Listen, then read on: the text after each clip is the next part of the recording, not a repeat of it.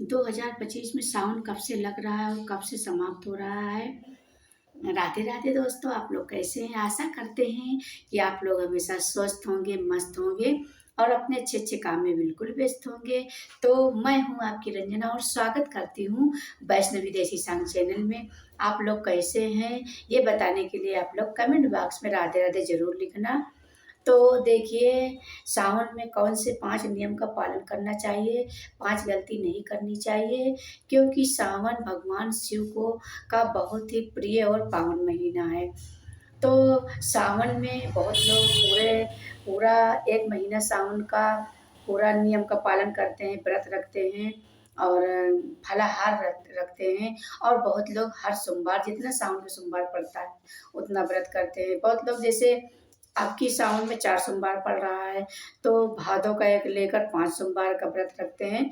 तो जैसे-जैसे जिसके यहाँ का नियम हो, जैसे जिसकी श्रद्धा हो, उस तरह से लोग पूजा करते हैं। इसमें कोई दिक्कत और आपत्ति नहीं है। तो अब की बार सावन पड़ रहा है 2025 में सावन अब की पड़ रहा है, 4 सोमवार पड़ रहे हैं सावन में। तो 4 सोमवार पड़ रहे हैं। देखिए, सावन में आपको पहला क्या है कि सावन में कभी भी, जैसे जो लोग नॉन वेज खाते हैं, तो बहुत लोग मान लो वैसे तो खाना नहीं चाहिए, लेकिन जो लोग खाते हैं तो उन लोग को आप लोग ध्यान से सुनिए कि सावन में नॉन वेज बनाना नहीं चाहिए। और दूसरा क्या हुआ कि दूसरा नियम ये है कि जैसे प्रेग्नेंट महिलाएँ हैं, तो उनको शिवलिंग का पूजा नहीं करना चाहिए। जैसे आप घर में फ़ोटो है, तो आप फ़ोटो का पूजा कर सकती हैं, व्रत रख सकती हैं, लेकिन शिवलिंग का पूजा नहीं करना चाहिए। और दूसरा ये हो गया। तीसरा ये नियम है कि जैसे आप शिवलिंग का चढ़ा हुआ प्रसाद आप लोग नहीं खाइएगा।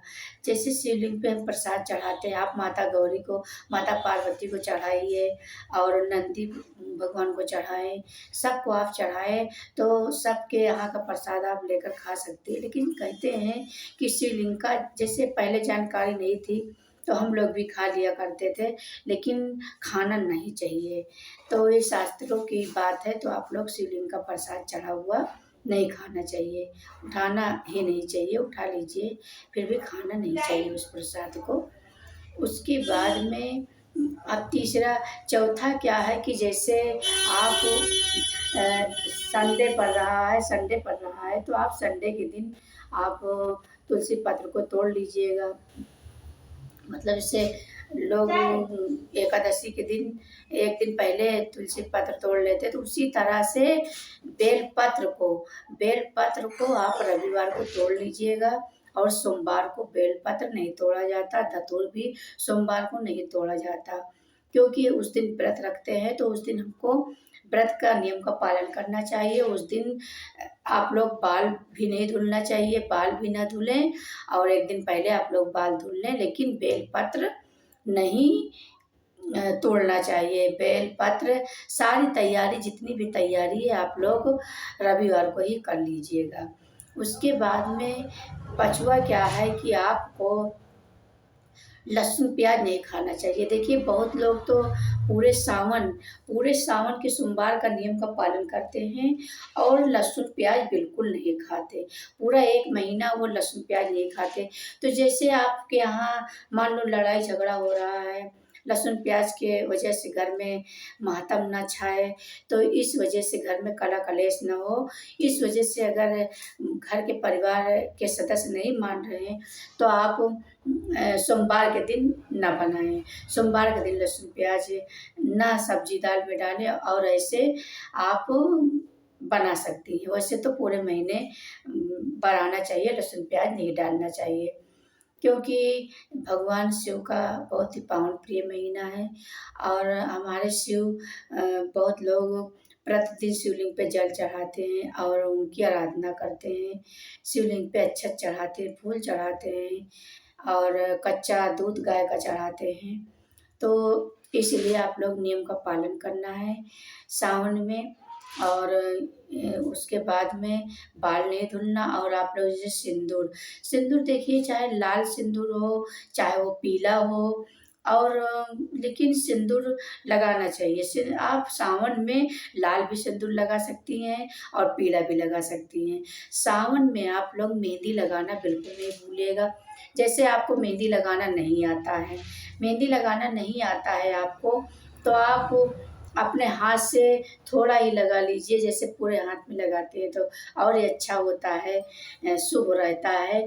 और नहीं तो थोड़ा ही लगा लीजिए, ऐसे गदौरे में ही लगा लीजिए। लेकिन मेहंदी आपको लोग को मेहंदी का भी नियम का पालन करना है, मेहंदी लगाना चाहिए। सावन में आप लोग हरी चूड़ी पहने। पहले माता पार्वती को आप चूड़ी चढ़ा दें सावन में, उसके बाद में आप सावन में हरी चूड़ी पहने। हरी चूड़ी और लाल चूड़ी पहन सकती हैं माता पार्वती को पहले चढ़ा के। हरी भी आप चढ़ा सकती, कोई भी हरी चढ़ा दें, कोई दिक्कत नहीं है। उसके बाद में अब सावन कब से शुरू हो रहा है, कब समाप्त हो रहा है, रक्षाबंधन कब है, सावन में कितने सोमवार पड़ रहे हैं, कौन कौन तारीख को पड़ रहे हैं। तो देखिए 11 जुलाई से सावन शुरू हो रहा है, और 11 जुलाई से सावन शुरू हो रहा है, और ये 9 अगस्त को सावन समाप्त होगा। 9 अगस्त को रक्षाबंधन का त्योहार मनाया जाएगा, जो हमारे भाई बहन का बहुत ही पावन प्रिय त्योहार है। तो 9 जुलाई को सावन खत्म हो जाएगा, 9 अगस्त को सावन खत्म हो जाएगा। उसके बाद में पहला सोमवार पड़ रहा है 14 जुलाई को पड़ रहा है, दूसरा सोमवार पड़ रहा है 11 जुलाई को, 21 जुलाई को पड़ रहा है, सॉरी, मतलब 21 जुलाई को दूसरा सोमवार पड़ रहा है, तीसरा सोमवार पड़ रहा है 28 जुलाई को, और चौथा सोमवार पड़ रहा है 4 अगस्त को। तो 4 अगस्त को चौथा सोमवार है, 9 अगस्त को सावन का सोमवार खत्म हो जाएगा। तो आप लोग सावन में नियम का पालन करना, और ज़्यादा से ज़्यादा सावन में ओम नमः शिवाय का जाप करना। ओम नमः शिवाय के मंत्रों का आप लोग जाप करें। और प्रतिदिन आप लोग को अगर मंदिर जाना चाहे तो प्रतिदिन आप शिवलिंग पे जल चढ़ाएं, और जो कुछ आपके पास अक्षत चढ़ाएं, शिवलिंग पे जल चढ़ाएं, दूध चढ़ाएं, शहद चढ़ाएं, घी का दीपक जलाएं। तो इस तरह से आप शिवलिंग का पूजा आप सावन में के सोमवार में कर सकते हैं। सावन के सोमवार में बस आप लोग जो 5 नियम बताए हैं, 5 नियम का आप लोग पालन करना। 5 गलती कभी भी नहीं करना चाहिए। गर्भवती महिलाएं अगर अपने बच्चे को स्वस्थ रखना चाहती हैं तो वो सावन में शिवलिंग का पूजा ना करें, और फोटो का पूजा कर सकती हैं, व्रत रख सकती हैं। तो सावन में आप लोग फलाहार रहें। देखिए जो लोग नमक खाते हैं, तो सावन के सोमवार में आप लोग से रिक्वेस्ट यही है कि आप लोग नमक बिल्कुल ना लें। नमक नमक आपको खाना ही नहीं चाहिए। मीठा खा लें लेकिन नमक नहीं खाना चाहिए। जो लोग फरारी नमक आलू में खाते हैं बना के, तो सावन के सोमवार में नमक यूज नहीं करना चाहिए। तो आप लोग ये गलती ना करें। एक दिन की बात है, आप लोग फलाहार रख सकती हैं, चाय पी सकती हैं, जूस पी ले लें।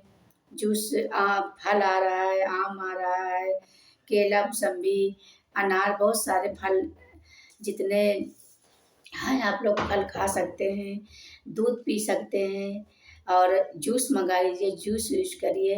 लेकिन आप लोग देखिए फलाहार एक टाइम करिए।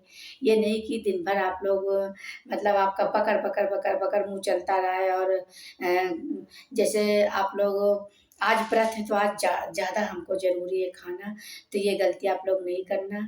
जैसे आप जिसके सहारे व्रत रखते हैं तो वो आपका सारा नियम का पालन कर होता है।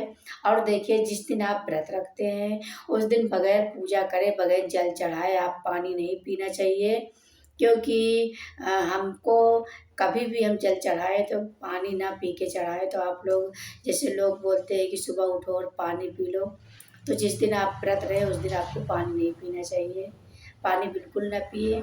और अपने जल आप जो जल चढ़ाए गंगा जल डाल के तभी आप एक जल का लोटा तैयार कर लीजिए भोले बाबा के लिए, और उसमें शहद डाल लीजिए, दूध डाल लीजिए कच्चा, और उस फूल डाल लीजिए, रोली डाल लीजिए। इस तरह से आप भगवान शिव को जल चढ़ा सकती हैं, बेलपत्र चढ़ा सकती हैं, धतूर चढ़ा सकती हैं, और 11-21 अक्षत चावल का आप अक्षत भी चढ़ा सकती हैं। तो इस तरह से